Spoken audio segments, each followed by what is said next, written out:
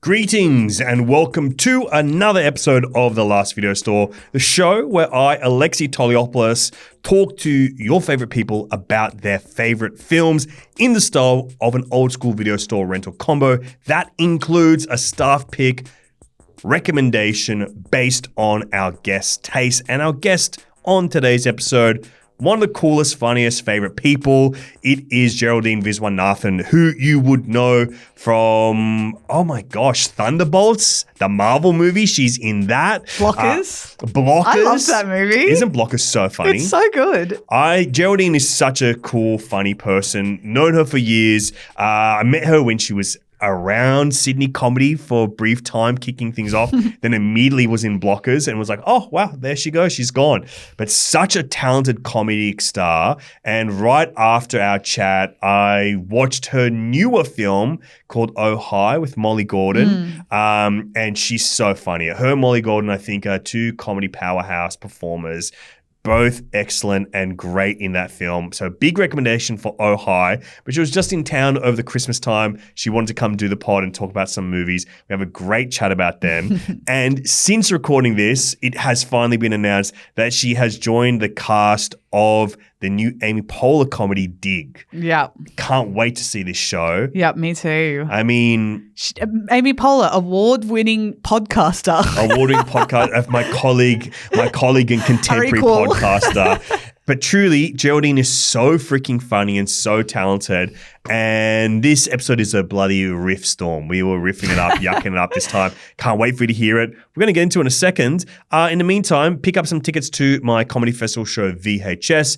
Adelaide Comedy Festival, Sydney Comedy Festival, Melbourne Comedy Festival, all selling very well. Brisbane Comedy Festival just announced, so pick up tickets to that too. I would love to come share a love of film with you guys. If you're listening to this, obviously you love movies and you love me, come see the show live. Pick up tickets in the show notes. If you stick around, I'll give you a recommendation personally as well for a movie that I think you will like. But anyway, Producer M, roll the tape and get into our chat with Geraldine Viswanathan.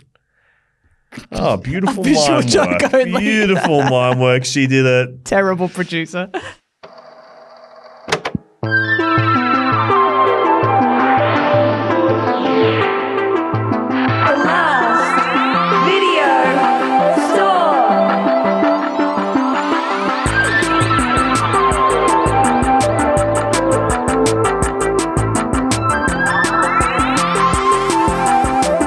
Geraldine, thank you for joining me in the Last Video Store on what I might say is the hottest fucking day of the year. We melting. We're melting here. We're both glowing. We've got a dew about us as well. That's right. Freshly born, fresh out the oven. Fresh out of the oven, fresh into the sea. But thank you so much for joining me here. I've been dying to have you on the show. Oh, so happy to be here. And finally, I don't have to die. I can keep living. Yes, you can alive. I can alive myself. But we always kick things off by talking about DVD memories, video store memories. Yes. Paint the picture. Take me back in time. Ooh, back to Newcastle, Katara style. My blockbuster. Oh, I love that place. But I feel like I need to preface this before we dive into anything. We will hold on diving. We shall not dive. I'll allow you to preface, set the scene. We preface first. I was really scared of movies for a long time. Really? Oh my God. So it's very strange that I'm in the business that I'm in because you've conquered the fear more than anyone ever has. Yes, because I've had to kind of go inside. I've had to go to the belly of the beast to kind of confront this because I think. Like, I remember my earliest memory was watching, there was this Muppets movie and Elmo lost his blanket. Wow. Is this Elmo in Grouchland? I think it was. Wow. I saw that in the cinema with my dad and my dad cried. Oh my God. And I was like, that's fucking lame. I'm like 5 years old and my dad's crying at Elmo and Grouchland. I go, this guy's a fucking loser. No, see, they don't even know, like, how powerful these films are. Exactly. Like, they have to be careful because it's touching dads, it's traumatizing little girls. Literally, it's too much. I think they need to back off and let Elmo live. I think so. So Elmo doesn't need to go on a journey. I think that's part of the problem of that film. Yeah, true. Just let him exist. Let him exist vignette style as he does on TV. He shouldn't be out on an adventure. Tableaus. He's going to be hosting segments. We don't need to complexify Elmo. That's so true. And he should always have his blanket. To me, that is just what sick minds would take away his blanket like that. Freaks. Holly weird. Wow. You know what I mean? And that's coming from a Hollywood insider, That's you know? it. That's the truth. That was my first meeting. I said, no more. Enough. The blankets stay. So it meant that, like, I remember walking out of, like, the dinosaur. Do you remember that dinosaur movie? Disney's Dinosaur. Yeah. I actually will never forget that film. Really? I think you and I have aligned really weirdly, very Yeah. quickly. That's a movie that means a lot to me for some reason. Huh. I think it's because dinosaurs are cool. If I have to really think about it. And they interact with little monkeys in it too, which Do I they? didn't think I would expect. Yeah. Oh, that's cool. Right. The dinosaur Prehistoric. egg hatches in a monkey family and then they look after him. Oh, that's actually beautiful. It's beautiful. Sorry to make you tear up so early on the show. I have to go. That's actually crazy. Yeah, I left. So they ignited a fear within you. Yes. And that one, Harry Potter. That is scary though. That is scary. Yeah, it's scary. The like ogre thing that like puts the wand up his Yes. nose. I remember I was like, nah, I am out. Yeah. And I think that's when I like got into sitcoms because I was like, these are just happy families. We're gonna be okay. Mhm. Everybody's got their blankets. I think like it's just yeah, I don't know. It's too much. And I was actually talking to another actor about this, where it is kind of like you just are sometimes like too sensitive. Like you just go like You're an I am. empath, you know? Yeah, it's just like that's happening to me. Yeah, exactly. So it was too stressful as a child. So I kind of found movies later. Yeah. But like at the Blockbuster, what was I getting? It was either like, yeah, cozy family style or like the horniest thing you've ever seen in your life. Like I remember I would get Center Stage a lot. Wow. Okay. Do you remember that film? That's not the Let's Save the Last Dance. What's Center Stage? Oh, that one is they're in like a dance academy in New York, and it's like Zoe Saldana and Oh, wow. You know that? I've never seen this one. oh, it's truly like it's bisexual fantasy. Wow. It's like Wow. two hot guys, two hot girls, and they're like, and Zoe's like a bad girl ballerina, and she's like, I just want to dance how I feel, and and then there's like this. They do this performance where they kind of like break all the rules. And there's like, Oh, my God. They shouldn't be doing that. no, but maybe they should. Oh, my God. Because- I might have to see the movie to believe that they should be breaking the ruals because I'm like a it. traditionalist. I believe dance should be the way it has always been. We should not be innovating in dance at all. But if they can convince me over an hour and a half, heck, I might start tearing up myself. Yeah, you love ballet. That's I like love the ballet. number one thing I know about Yeah, you. that's it. I mainly talk about movies because it's more palatable to people. But if I could talk about Swan Lake, that's all I want to do. Damn. So they break the rules. They break the rules in a major way. And they're like doing this dance on a bed on stage. Oh my and God. It's giving fuck. God, Lord. It suggests fuck. I think I would be watching that going, I think there might be a deeper meaning to this. There's something going on. They're dancing on a giant bed. Well, Or is it a Yeah. regular sized bed? I think it's like maybe like a queen or a queen, king wow. size bed. It's like In my head, the whole stage was a bed. A whole stage is bed. And it's like they're tiny on it, like And they're- cats or something. cats.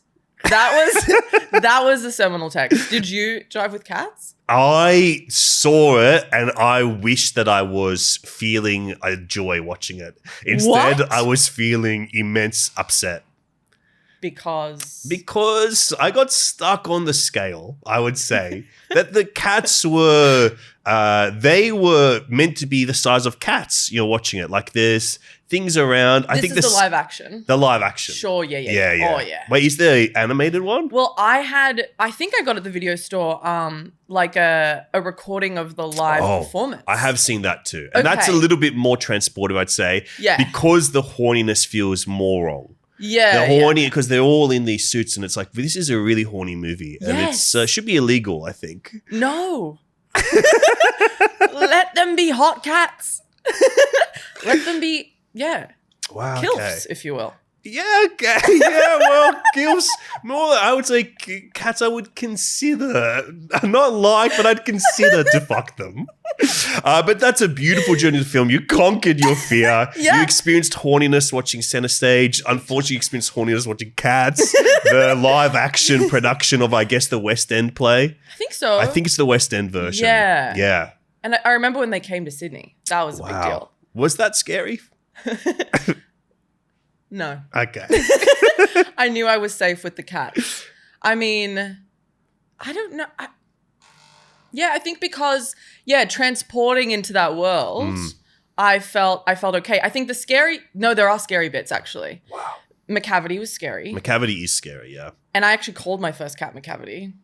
You are all Sadistic about freak. conquering your fears head on. Yeah. You go all the way in. Yeah. See, I've never conquered any of my fears. I go, you know what? That's my thing. Like, I would say my two biggest fears, claustrophobia. Okay. I'll never go into a small space.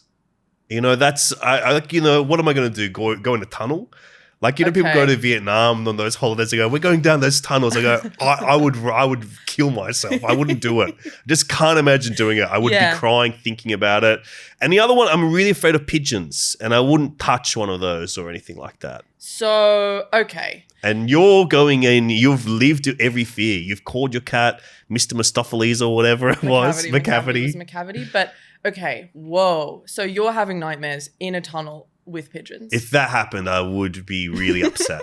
If I was placed in a Viet Cong tunnel and a pigeon flew into it with me, I think maybe I would come out stronger. I think we have to do it. Something, even just the suggestion that something happened inside me, a sound escaped me that I didn't expect to happen. But my God, I'm going to try and move on right now because I can't picture this any longer. Stressed, yeah. I'm getting genuinely stressed and so hot today that the sweat will come out in a more viscous liquid if I keep getting stressed out. So Geraldine, thank you for joining me in the last video store. You love Blockbuster in Newcastle. Big shout outs to them if they're still around. I doubt it, but shout outs to them. R.I.P. We're going to give you that same experience though. You're going to wander through the last video store, and as you're wandering, you're going to start to notice the shelves will look familiar. It's going to transport you back to that beautiful Blockbuster in Newey, and you're going to pick up 3 movies in your combo. 1 new release, 2 weeklies, all-time favorites. Come back, we'll chat about them, and then I will be my guru self. I will conquer any fears I've ever had, and I will recommend you the perfect movie. You are so brave. I am. I'm really brave. Let the record show I'm brave. New release. Well, you've got a wonderful stack of movies. Power is emanating from them, as is empathy and emotion.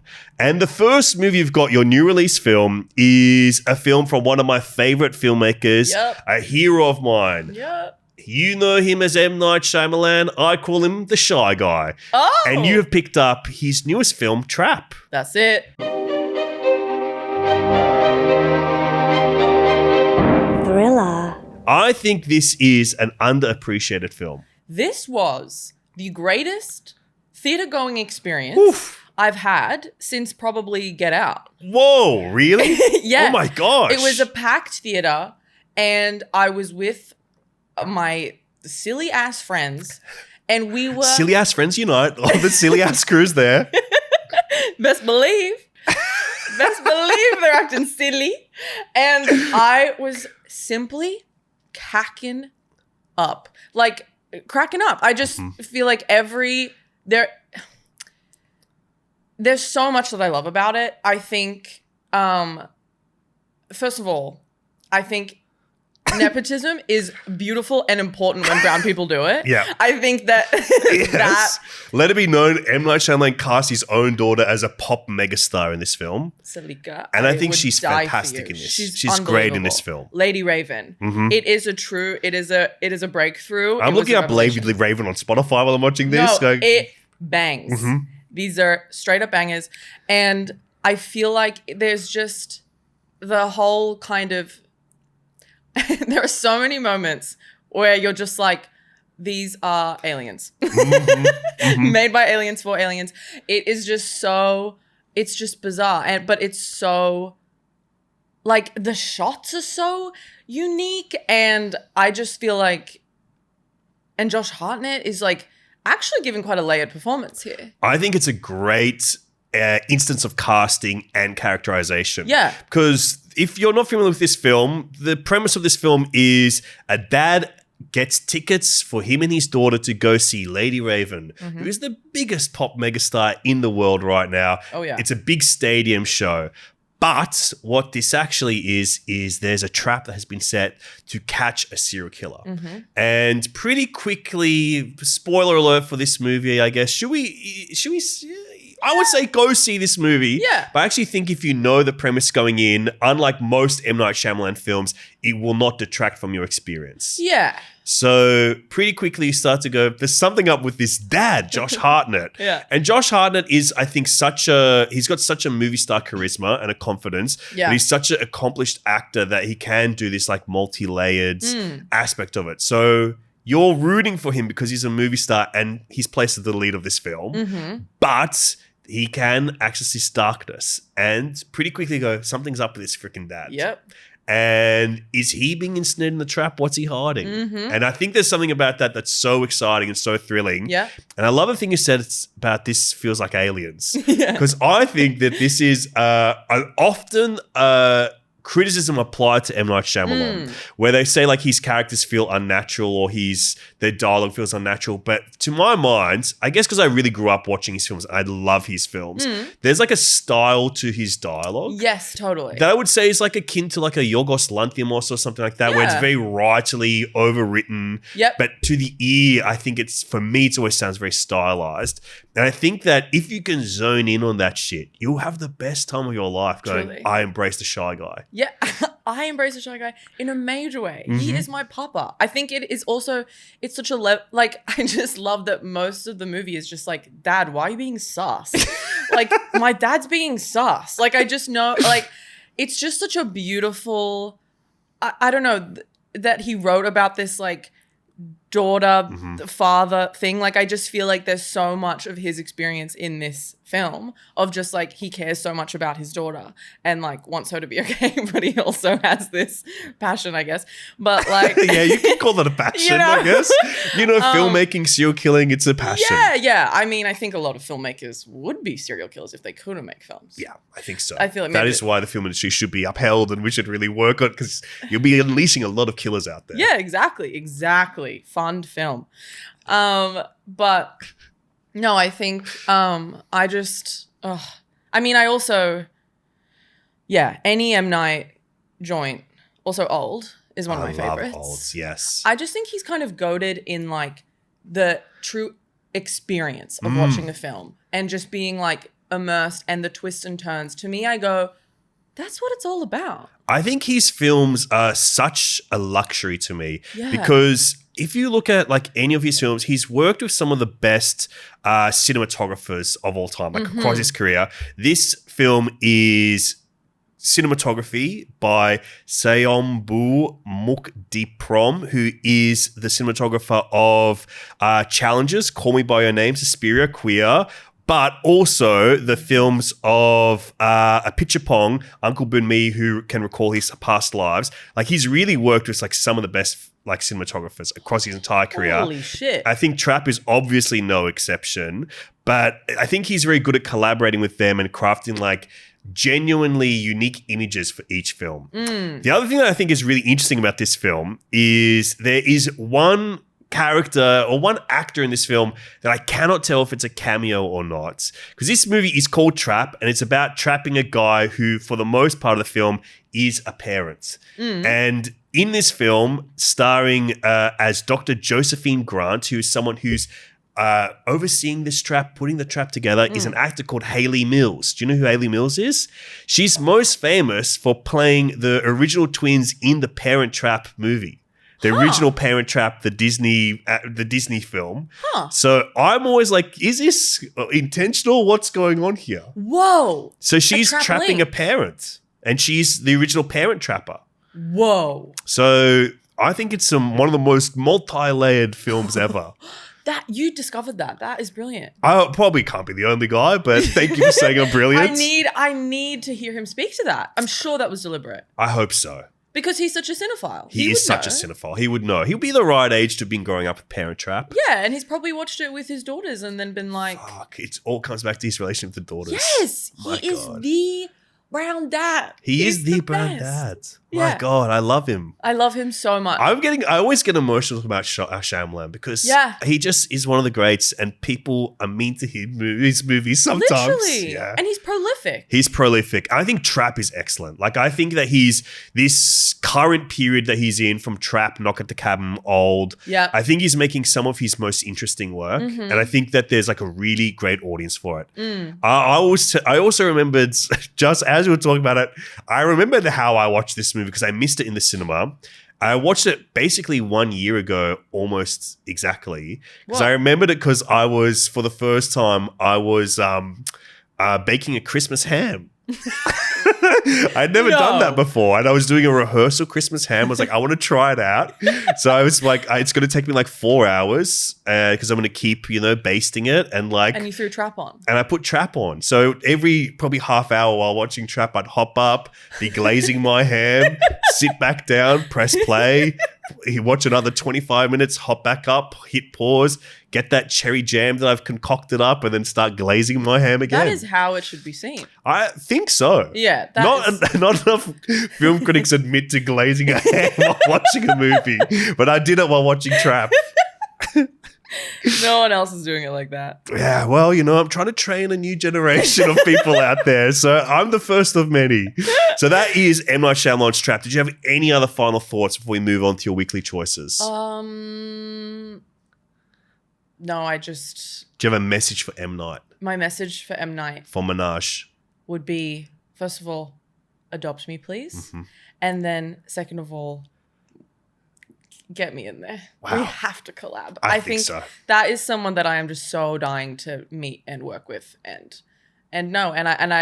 I'll say it. I want to glaze a ham with him. Wow. I'll give you the recipe. Please. It's the Trap ham. It's a great ham. So let's move on to your weekly choices. Weekly. And you've been wandering the comedy section, I'd say, here Oh, today. yes. Guilty. You've been wandering through.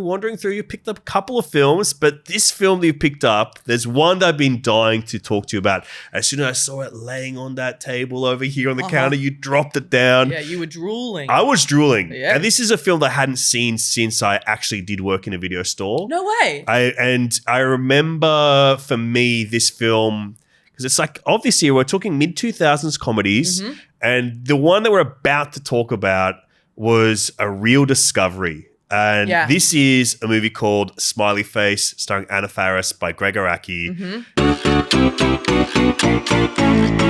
Comedy. Take it away, because this movie I think is so special. And I think lots of people listening or watching this may be Greg Araki fans, but maybe have not experienced this film, because I think it is a bit of an outlier in his filmography. Yeah. I first discovered it this year, and my experience of watching it was just like, I can't believe that I'm allowed to like a movie this much. Like, I can't believe that that there are movies like this. And I just was like, truly mouth agape. Wow. Because it captures a feeling so truly. And I mean, Anna Faris is the one. She's a master. A genius, and she is like just the comedic actor, I feel, and she is the master of that space. And I just... Had you been a fan of her previously? Yeah, I kind of realized that like she low-key raised me a bit. Like House Bunny, Scary Movie, all of it. Like she just is the most charismatic, funny, like you're just having the best time with her always. And I think one thing that really comes through in this performance, when you're talking about like the innate qualities of an actor, which I think she possesses many of, in this film in particular, you just really care about her. That's an innate quality of her. Yeah. And it's there in Scary Movie. It's definitely there in House Bunny. House Bunny, she's doing such a good like combination of like, Marilyn Monroe and a few more like sex pot kind of style acting. Yeah. Here in Smiley Face, the way that I put it is this is like her unique talent where she's a master of playing playing big that feels subtle and playing nuance that feels heightened at the same time. Wow. And so it's like this really tiny needle that she threads. Yeah. That I don't know how conscious one can be of doing those things,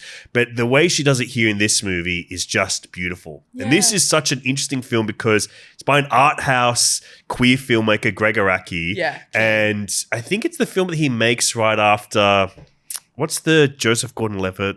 Mysterious Skin. Yeah, which is I've been scared to watch that. it's a very intense film. Yeah. And I think between those two films, he's probably best known for, we've got it here in front of us, Nowhere, Apocalypse Trilogy. Okay. We got one of his films on set. Oh. But he's probably more known for like these stranger art house comedy, queer amalgamations, explorations. And I think Mysterious Skin and then Smiley Face are weirdly his most mainstream attempts. Yeah. Where Mysterious Skin is like a bit more of like a prestige film in a way. Still not exactly that. But then Smiley Face almost feels like a mid-2000s mainstream comedy, but it's so weird and so whack and so funny. It's basically she plays an actor going for auditions, etc., who is a stoner but accidentally becomes far more stoned. And then it becomes that kind of, often it'd be one crazy night, but it's one crazy day. She's walking around wandering during the day, and it's a journey from A to Z, and it's just incredible. It's just like, I think it is the stoner movie. Yeah. I don't think the fact, I mean, obviously, you know, you hit the doink and you lay down and you watch it. And Wow. you have the Let it be best- known we are advocating for drug use. Well, come on. Come on. It's a show set in a video store. Of course we're talking about As weed. a little treat. I think that was actually how I first saw this was like, I remember walking to the video store that I was working at and I would often smoke a joint on the way to work. But I was like 19, you know, I was crazy back then. on. Now I'm normal and grown up and cool. You'd and never touch that stuff. No. And I put it on. I remember watching it at work because I was just by myself. So I just always watch comedies. No one's coming in during the day. And I just literally remember just leaning on the counter watching this. Being like, this is so funny. But watching it again recently, it's like, fuck, it just blew me away. It's just so funny. I think it's just like, it's all bangers. And I just think as soon as I watched it, I just was like ravenous and I was like, I can't wait to watch this a million more times. It had, obviously like the visual style, like the opening graphics, so sick. I was like, who is responsible? Who did this? And also, I mean, like, the cast. Adam Brody's there. It's an unbelievable cast because I think this is something that will come up in this choice and the next choice that you've got here is this idea of ensemble cast. You've got Anna Faris at the lead. Then this is kind of like one of those journey type films, almost a road film where there's vignettes and in each of those a new person kind of pops up. You've got John Krasinski, Adam Brody, Jane Lynch, Roscoe Lee Brown, he does an iconic narration for this, Brian Posehn, Donnie Trejo, John Cho, Carrot Top is a 3-second cameo, William Zabka from The Karate Kid and Cobra Kai, Ben Falcone, so many people Joey Coco Diaz, Jim Rash, like it's an unbelievable cast. Can I ask you something? What do you think you can learn about Anna Faris as a lead comedic performer, if someone has to kind of create a character and a journey across a film? For someone like you, what can you learn from a performer like her? I mean, so much of it is just her innate, just charisma and charm. But I think, I mean, she's never like outside of the joke. Like, I think, I mean, obviously drunk acting is really hard. Stoned acting, like how? It's kind of one of those ones that I'm like, how did you do that? I like what you said that she's not outside of the joke because I think that to play a character like this and playing high for a whole movie, there's like a level of commitment that needs to happen for you to be able to buy into it as well as a viewer. Was that? As a viewer, you have to buy into it too. Yeah, right. No, exactly. I just think like she's just so committed. She's so underrated. Like, I mean, she's not, but I'm just like, I don't know. I'm like, she could go get your Oscar, girl. Like, where is the kind of the Emma Stone treatment. Like she is just she's so brilliant, and I know that I feel like I've heard you say this actually, but like dramatic acting is taking things seriously, but then like comedic acting is taking things even more seriously. Wow, that is like one of my philosophies. There you go. Wow, thank you for quoting me back to me. I feel elated right now. I feel You feel important. seen? Yeah, I feel seen. Yeah. No, I've watched. Yeah. Wow. And I think that is exactly it, and she really does that here. And it's a joke that could like wear thin quite thick, like quickly. But she just kind of really takes you through this film. Like she just is the most fun to hang out with, and I think that's what. Have you explored further in like Gregg Araki's films since this? You know, because I think it's a really interesting entry point. This film. Yeah. Right. Yeah. I'm sure. I feel like I've heard that mysterious. Like you have to really be in like the right space to see that. So I'm waiting for that moment. But no, I have to do a deep dive. I think the Apocalypse trilogy will be a fun one to just. I saw it a couple of years ago at a mini film festival. We just watched it all 3 in a row. Yeah. And that's a bit of a marathon. But I think watching them all in succession of each other, there's a lot to get out of it. Are they all funny? They're all funny. Like they're dark. They're much darker than Smiley Face. Okay. And Smiley Face is pretty dark. But Smiley Face also has like this, I don't know how else to describe it, but I was struck by like this kind of, like it feels like a play on like a mainstream comedy of this time. Like, have you ever seen Bubble Boy, the Jake Gyllenhaal comedy? Like there's something about those, like this that feels like an attempt at making something in that style, like just a mainstream 2000s comedy, but it's so weird and so interesting and over the top. Like for this film, the scene that has often been in my mind is where Anna Faris has been not doing these auditions. She has to go in, but she's too stoned to do an audition. She goes to this audition with Jane Lynch, and it's like she plays it too small, too big, and like literally all these things. And then at the end of it, she finds like this bag of weed in her, and she tries to sell it to Jane Lynch. And it's like it's just such a psycho occurrence of things that happens. Yeah. And it's like two powerhouse comedic performers playing across from each other, playing at like just dialed up to this perfect degree to really just go at each other. And it's just so fun. Yeah.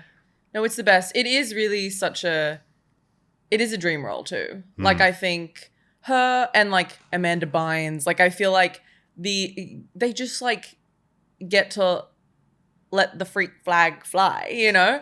And it's like a fully formed character. Like I think there's so much care there, but it's by no means, I feel like in comedy a lot of roles for women are kind of like they're scared to like make any comment about women in general, so they'll be like, she's smart, she's ambitious, and I'm like, let us be idiots. Like I think just kind of the freedom in that, and you get to see like her full range in one performance, which is so, I think it's really hard to come by. So Gregg Araki, kind of king for that. He is kind of king for that. Yeah. Let it be known. That is Smiley Face. I got to say, one of the best recommendations we had on this show. So I think it's a bit underseen. In fact, if you're watching it right now in Australia, it's early available on 7 Plus. I saw that, yeah. And that was how I watched it. It was on 7 Plus. Okay, cool. And it had built-in ads. I could have been glazing a ham so well during this movie, just getting up whenever I want. Yeah. So that is Smiley Face from 2007. The other film we've got, another mid-2000s,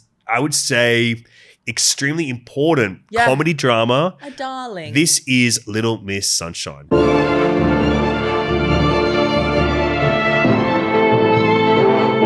Drama. A darling. This was the film that got me into movies. Wow. Because I remember vividly seeing it. I was like 15, I think. And I think because I could connect to Abigail Breslin's character so much, and the whole family dynamic, I just was, it's just such a warm, like, kind, beautiful movie, but is also so honest. And I mean, I was also, pretty horny for Paul Dano, and I just think that performance, Paul Dano especially, when he speaks, when he screams, when he that his like arc was so impactful.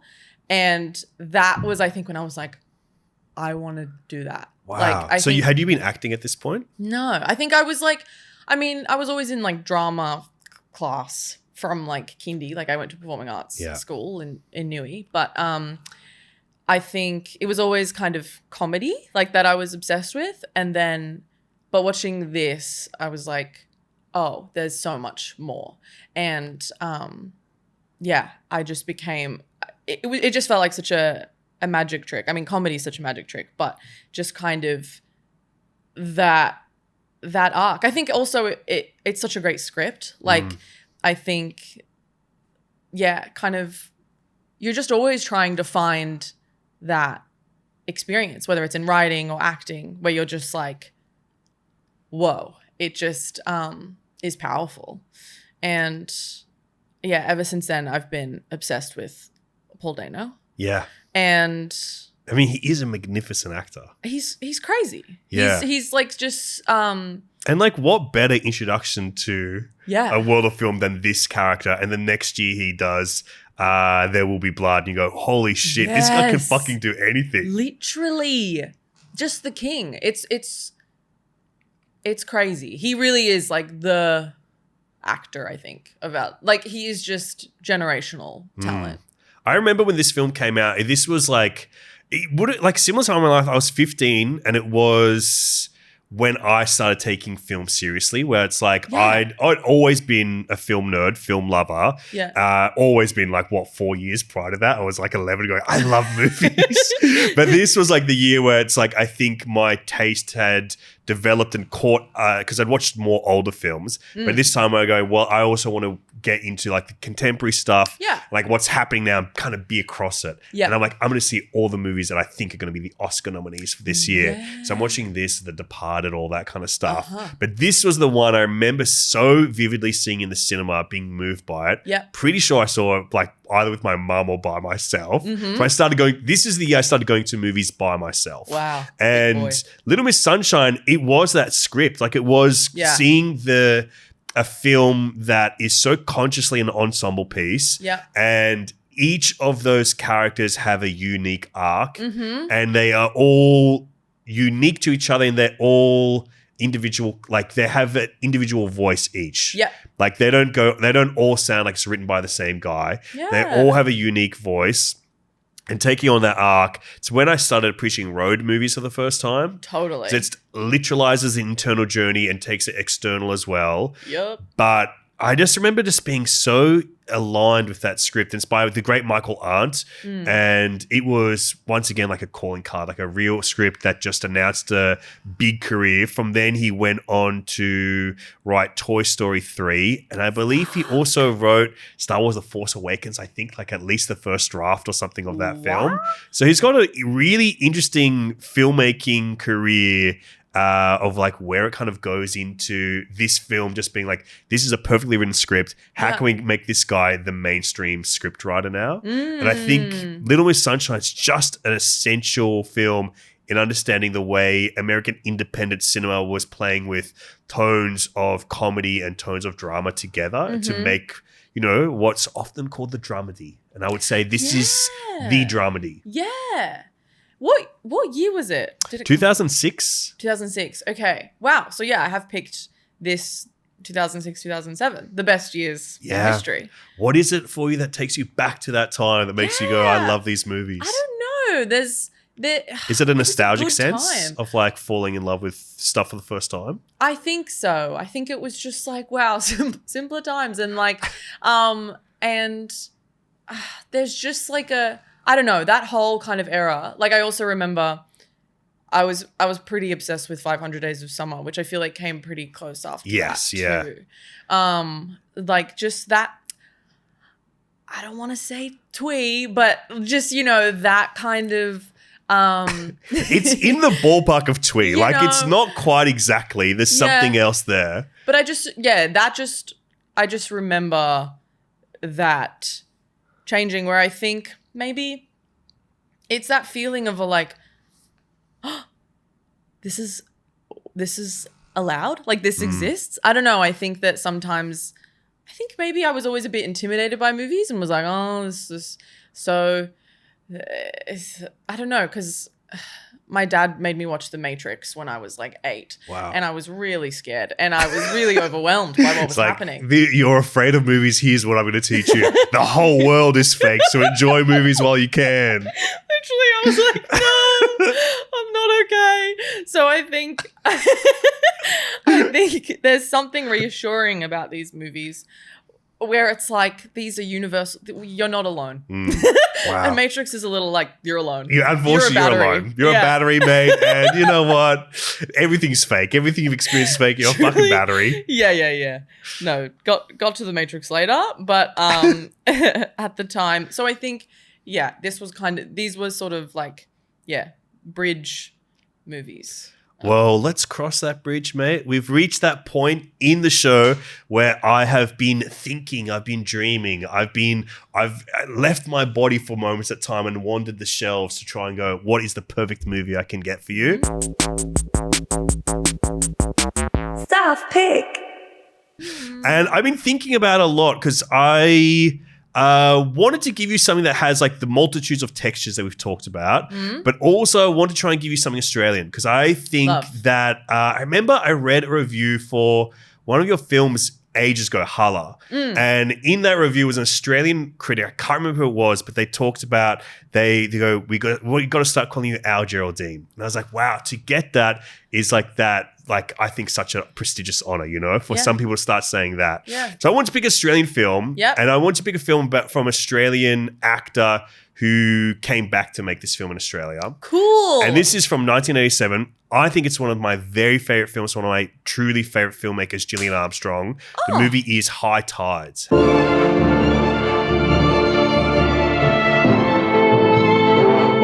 Drama.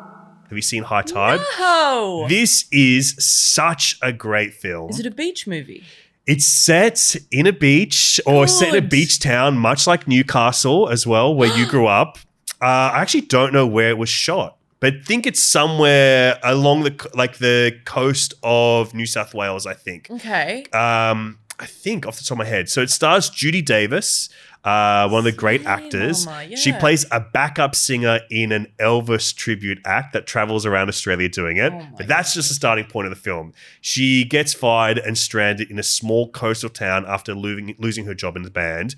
And she winds up in this caravan park, staying there to encounter by accident the teenage daughter she deserted following her husband's death. What the heck? So her teenage daughter, played by Claudia Carvin in one of her first roles. Claudia Caravan. Holy shit. This is a Parent Trap moment in Trap. Did you know that you're living in a caravan park? Your name's always Caravan? The great Claudia Carvin, as a teenager, one of her first roles, she's amazing in this film. She is being left with her grandmother, who is the former mother-in-law of Judy Davis' character, played also by the great Jane Adele 13 years earlier. And so it's like this kind of beautiful coming-of-age film, like, you know, Your Little Miss Sunshine, but also an ensemble where you're experiencing this person's life who has been running away for a long time and is forced to confront it. And I think the other interesting thing in this movie, it's Judy Davis, I think one of the best actors ever in Australian history. From My Brilliant Career, so many other great films. But here is a great comedic take for her. Like this film is really beautiful, really heightened in a very elegant way. Like it's like the same thing we talk about that performance from Anna Faris where it is big when it needs to be and subtle when it needs to be. And I think this is a really moving film. Wow. Oh my God, I'm so excited to watch this. I think you're going to love this film. Yeah, High Tides. And I think that there's this great review by Pauline Kael for this film. She talks about, she says at the start of this review, a great many young women are likely to feel that this is the movie they've wanted to make. It's a woman's picture in the way that Stella Dallas was. It's about the mother-daughter bond. But it's a woman picture in a new way. Australian director Gillian Armstrong has a technique and assurance to put a woman's fluid, not fully articulated emotions right onto the screen. And with Judy Davis in tow, that's how you do it. My shit. This is a really special film. One of my very favorites. Whoa, I can't believe I haven't heard about this. That's awesome. And I'm throbbing for the mother-daughter, exploring that bond. I think that is one of the things that I'm most fascinated by. Maybe you watch this and then you send a DVD to M. Night and going, how about we do something like this? Remake style. Or as a jumping off point. Not no. That's very exciting. And that actually brings me to my recommendation for you. Wow. Okay. Whoa, okay. And electricity has wafted through me right now. Usually I'm the recommender. Yeah, no. Recommend me. Sit down. I was standing this whole time. Finally, you've asked me to sit down. Thank you. Take a load off. The load has been taken off. You've been walking around the room. I've been wandering. Making me feel crazy. I've been crazy. Now I can calm down. I've been calmed down. Relax. I am the captain now. Oh, thank goodness. And I'm saying to you on the kind of theme of mother-daughter, there's a film that I saw last year that I was goo gaga for. Wow. Called Girls Will Be Girls. Girls Will Be Girls. By a filmmaker, I believe it's her debut film, Shuchi Talati. And it's an Indian movie, and it's set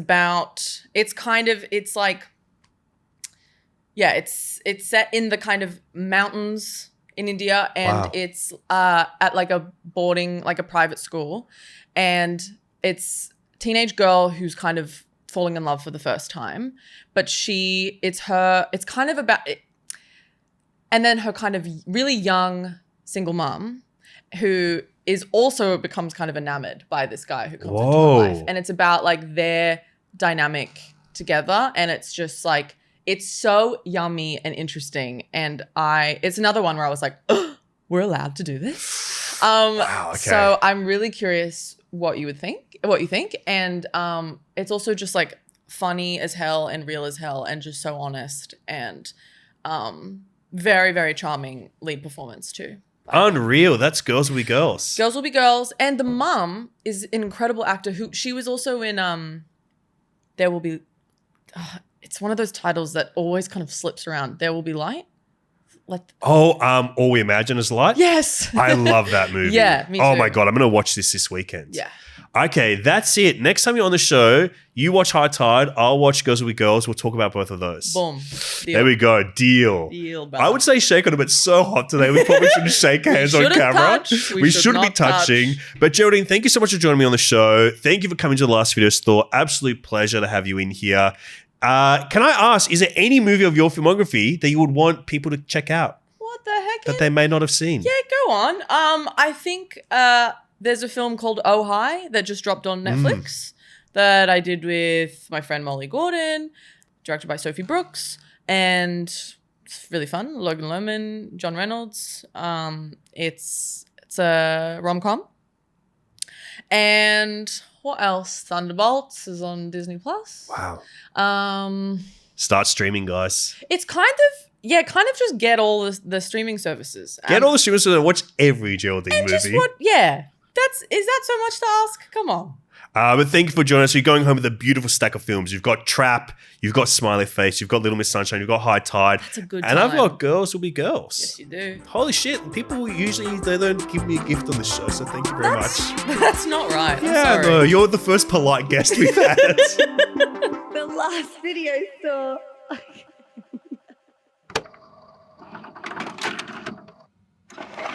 All right, so that was our chat with Jez. My God, so much fun. Yeah, she's awesome. Isn't she the best? Yeah. Just loved chatting to her. She's so freaking funny. Just a joy to podcast with, a joy to comedy with. And I'll give another recommendation for Oh Hi. I watched it right after we had our chat here on the show and thought it was really funny, fresh take on the romantic comedy genre with a few fun modern twists and turns.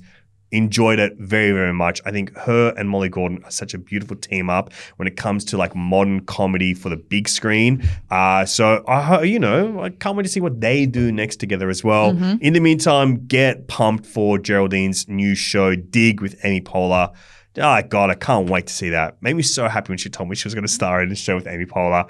Anyway, that's all for me this week. keep listening to The Last Video Store. Recommend us to your friends as well. Anyone that you know loves film and loves movies but wants to go deeper and discover new films that they can watch from anywhere in the history of gosh damn time. It's 120 years roughly that film's been around. Since that train came through that gorgeous screen. Thank you to the Méliès. Thank you to all our forefathers in the silent film era.